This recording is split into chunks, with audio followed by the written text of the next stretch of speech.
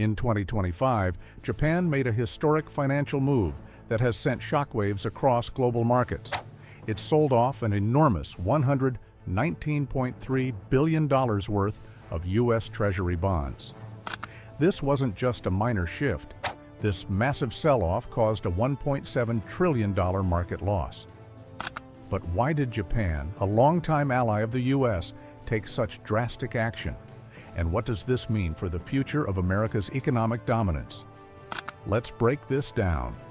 For decades, Japan has been one of the most reliable buyers of U.S. debt. As one of the world's largest economies, Japan's investments in U.S. Treasury bonds were seen as a sign of loyalty to Washington and trust in the U.S. financial system. But in January 2025, Japan's decision to cut its holdings by $119.3 billion was the steepest decline since 2012. This move now leaves China holding the title as the largest foreign creditor to the U.S. Japan's action was not just about adjusting portfolios.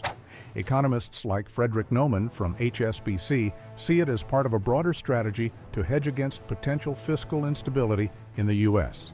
This move wasn't sudden. It followed months of quiet frustration from Japanese officials over U.S. trade policy and concerns about the U.S. dollar's volatility. In fact, Japan is actively exploring alternatives, particularly regional payment systems denominated in yen, in an effort to lessen its reliance on the U.S. dollar. Japan's strategy is clear. It no longer trusts America's long-term financial stability and is positioning itself for a future where alternatives to the dollar become more prominent. Let's not forget the trade tensions that fueled this.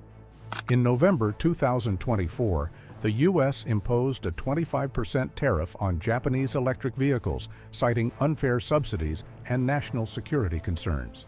This move took Tokyo by surprise and resulted in immediate backlash. Japan's Ministry of Economy called the tariffs economically unjustified, and Nissan's CEO, Makoto Ucha, pointed out that such actions disrupt integrated global supply chains. But it wasn't just about the cars, it was a geopolitical move. Japan's economic retaliation didn't come in the form of auto parts, it came in the bond market. The massive sell-off was, in essence, Japan's way of sending a financial warning to Washington. By early 2025, Japan controlled 48% of the world's solid-state battery patents, a significant technological advantage in the electric vehicle (EV) race. In contrast, U.S. automakers like Ford and GM were struggling with battery supply bottlenecks and escalating costs. Toyota and Panasonic's upcoming EV platform, set for a 2026 launch, could shake up the industry, especially with its innovative solid-state battery technology. Japan now has bargaining power in trade negotiations that it never had before, and the stakes are higher than ever. This shift in the global power balance was further amplified when, in February 2025, 10-year bond yields surged to their highest levels since 2007, reaching 4.89%. As Japan pulled back from the Treasury market, it created a significant gap in demand, destabilizing the U.S. bond market. The Congressional Budget Office warned that this could increase U.S. debt servicing costs by $270 billion annually by 2027. Meanwhile, the U.S. dollar also took a hit. The dollar index dropped 2.1% in just 2 weeks, as countries like South Korea and the UAE began trimming their dollar reserves. This loss of confidence in U.S. debt is a major concern for American households and businesses, who will face higher borrowing costs as a result. Even more worrying is the growing sense among foreign investors that U.S. debt may no longer be the safe haven it once was. But Japan's sell-off is part of a larger global trend. Since 2022, the dollar's share of global reserves has been shrinking.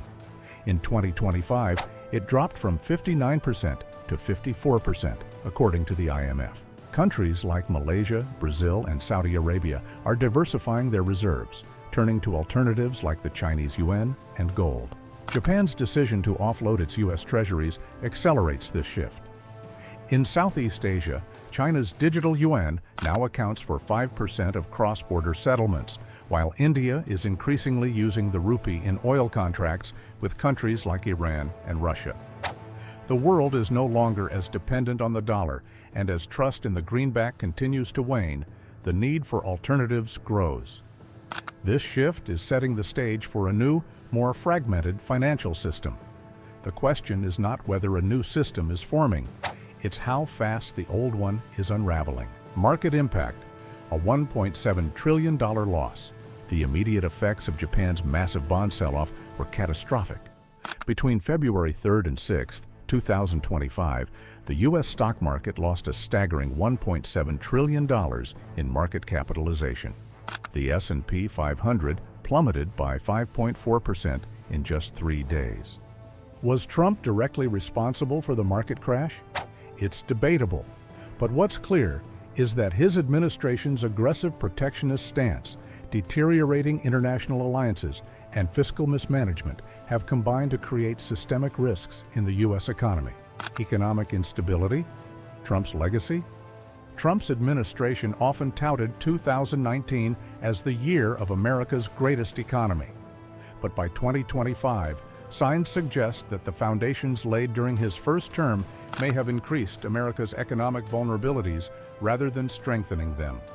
The Tax Cuts and Jobs Act, while initially boosting the economy, ballooned the federal deficit to $984 billion, Canada's shift away from the U.S.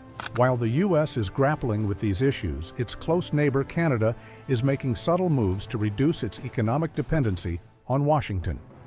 In early 2025, Canada finalized a digital currency interoperability agreement with the European Central Bank and the Reserve Bank of Australia. This agreement aims to reduce reliance on the U.S.-led SWIFT payment system, enabling direct digital settlements and bypassing U.S. sanctions. At the same time, Canada has expanded its critical mineral strategy, forging long-term supply deals with Australia and the European Union to avoid potential U.S. export controls. This shift is part of Canada's broader strategy to diversify its economy, especially as trade with the U.S. has slowed. Legal instability in U.S. trade policy. Adding to the chaos, in February 2025, the Trump administration ignored a court order to pause a new round of tariffs on South Korean chips. The White House invoked Section 232 of the Trade Expansion Act, even though the court found no immediate national security threat. This defiance of the judiciary sent shockwaves through markets, with Treasury yields jumping 29 basis points in 24 hours. Foreign investors reacted by pulling billions from U.S. equity ETFs, signaling growing concerns about the rule of law in Washington. If you found this video insightful, don't forget to hit that subscribe button. Stay tuned for more updates and content. We've got plenty more coming your way.